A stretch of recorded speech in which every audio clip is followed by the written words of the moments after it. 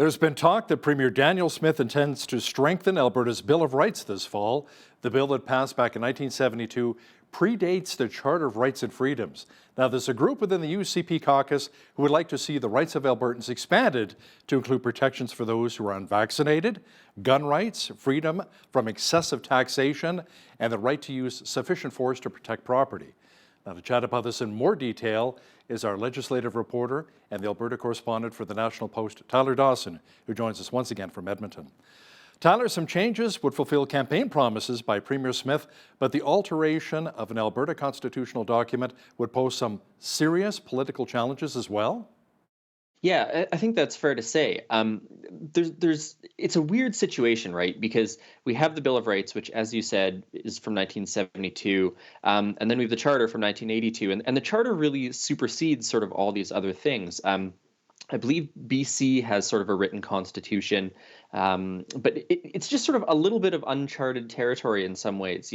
Can you have a provincial constitution when you've also got a federal one? How do the courts interpret this? Nobody's striking down legislation. No judges are striking down legislation on the basis of the Bill of Rights, really. They look to the Charter and the Constitution Act. So I think it's fair to say that this is legally sort of a weird sort of area, an unclear sort of area. But politically, I think that's the case as well. I mean, the things that are looking to be added to the Bill of Rights, as you mentioned, sort of freedom from medical discrimination, I think is the way they're phrasing it. Maybe that's on the less controversial end, But if we're talking about the right to keep and bear arms, that's going to be significantly more controversial in, I think, large parts of the province. So there's the political challenge there of, how do you sell to someone in downtown Calgary or Edmonton or Lethbridge the idea that people should be allowed to bear arms, or the idea that people should be allowed to use, some degree of weapons against someone who's on their property, right? So this is, I think, probably a tough political sell, and you have to imagine that the NDP is pretty happy to have that fight, pretty happy to argue against a right to bear arms on city streets and things like that. So it's and then the other part of it, which is, it's not really an issue yet, but let's say this becomes, a genuine conversation, a genuine province-wide conversation about what an Alberta constitution should look like. I mean, people of a certain age are going to remember that from the Charlottetown Accords and the Meech Lake Accords, what that conversation looked like across the entire country.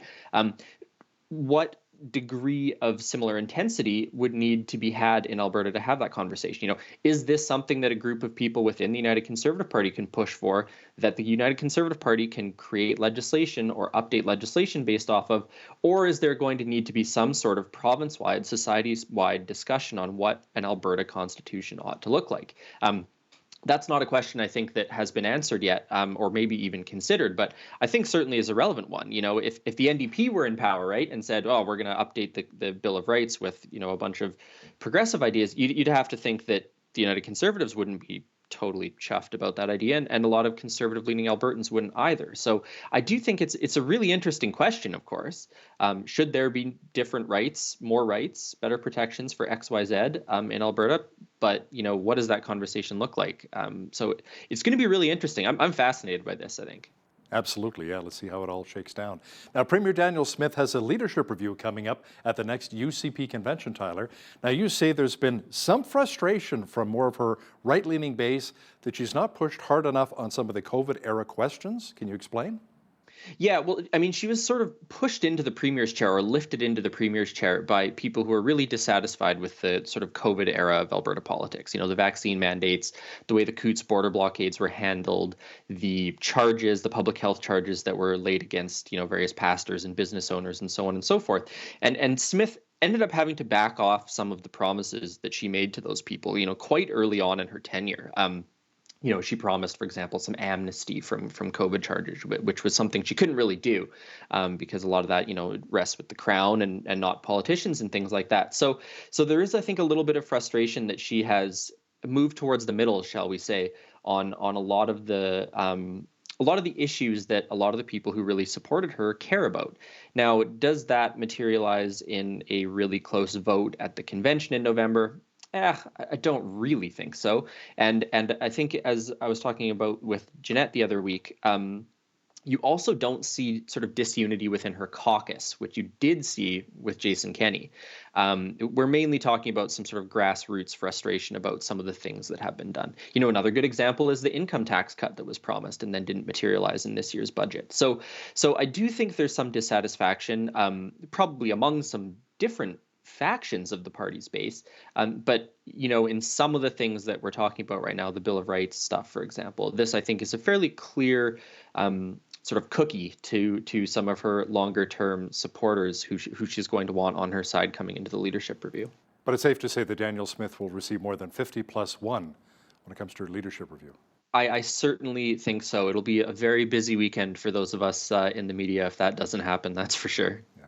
Now, when students return to school this fall, Tyler, there will be a ban on cell phones in the classrooms. Now, I think the legislation was brought forward back in June. Now, the policy comes into effect September 1st, but apparently school boards don't have to put these policies in place until what, the new year?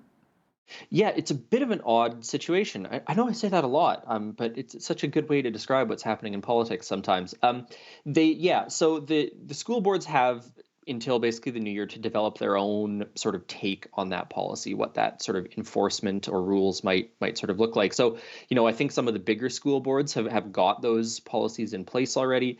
There's other jurisdictions that have done this, so it's not, particularly hard to just crib from their policy proposals to make it happen. But yeah, certainly some students are not going to be allowed to be on their phones with their headphones in, texting on their iPads, or do kids even use iPads? I don't know, when they're in class. So it's, and I was reading about this yesterday because I wrote a little something about it. And there's some pretty good evidence, actually, that being distracted by digital devices has academic consequences, which is perfect common sense, of course. If you're on your phone during math class, like, of course, your math scores are going to suffer. But they really vary by efficacy depending on how they're set up, how they're enforced, whether teachers are, studiously enforcing them, all that kind of thing. So I do think that some of these sort of variety of policies we're going to end up with, might not be quite as effective, say, as a consistent policy across the board. And the other finding, the OECD did a bunch of research on this a couple of years ago, and what they found basically is that if these policies are too stringent, if kids aren't having any time on their phones during the day, they actually end up staying late on their phones when they're supposed to be going to bed, which it does make me think of when the new Harry Potter book came out, and of course everyone was dog tired the next day because they've been up all night reading.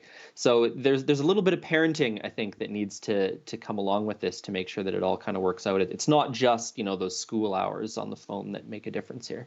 It's funny you talk about math grades. My math grades suffered. I didn't even have a cell phone. Yeah, well, mine too. That's why we're both media. That's why we're journalists. Exactly. Yeah, not mathematicians. Now, Tyler, it sounds like Danielle Smith's pronoun policies in schools will not be ready in time for the start of the school year. She said that legislation would come out in the fall, but we really don't know what it may look like, correct? Yeah, that's right. I think it was probably clear that they weren't going to have this ready by September 1st, by the time everyone was back in class, just because they hadn't introduced legislation in the spring sitting, and the legislature's been on break all summer. So they do really need to be back in the office, so to speak, before there's any sort of legislative or regulatory movement on this. But you're right. We don't know what it's going to look like. We have the announcement that Premier Smith made back in January, and I think we've got the broad strokes ideas of what they're looking to achieve. We don't know, I think, mainly what some of the, say, wiggle room changes might be. Are there going to be some, for example, the pronoun thing is if you're under the age of 16, you need parental consent to change your pronouns at school. Well, is there going to be some sort of clause in the legislation or the regulations that says, well, if the student says, they're in danger at home, if their parents are told, might there be some wiggle room there? And the reason I think that sort of flexibility is going to be important is it really would just maybe change what happens when this ends up in court, because it's almost certainly going to end up in court, as the case in Saskatchewan did.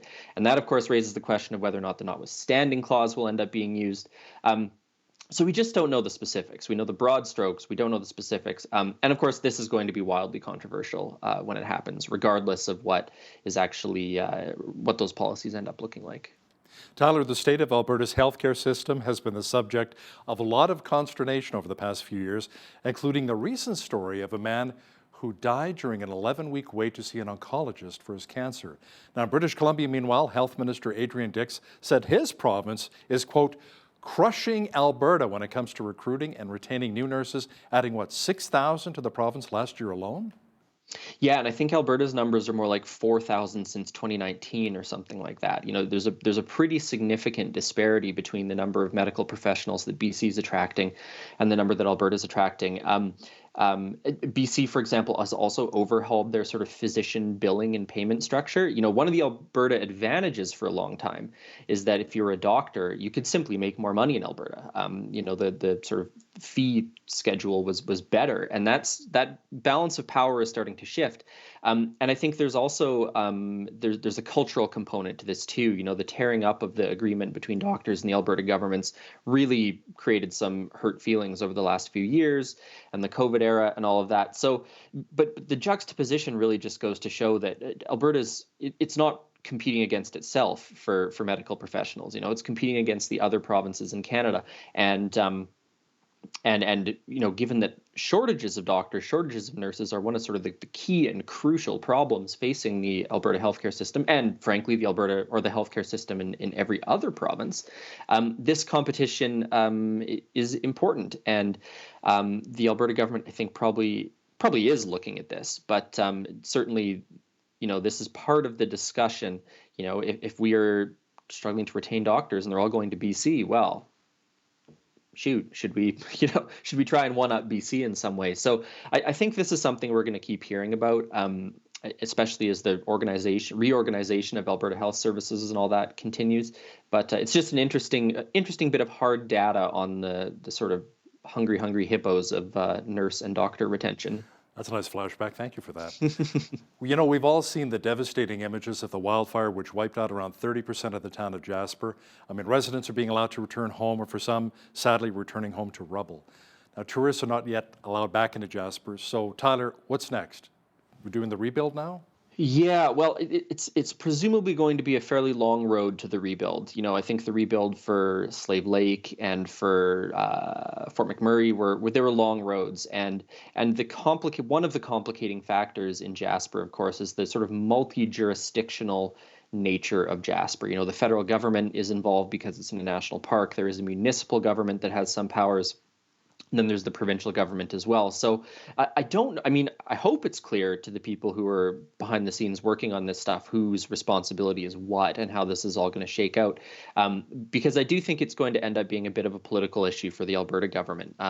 Because if rebuilding takes a particularly long time, if there seems to be, insufficient temporary housing or continued tourism problems because there's nowhere for people to stay, this is going to be the sort of thing that I think reflects back on the provincial government a little bit, rightly or wrongly in that case.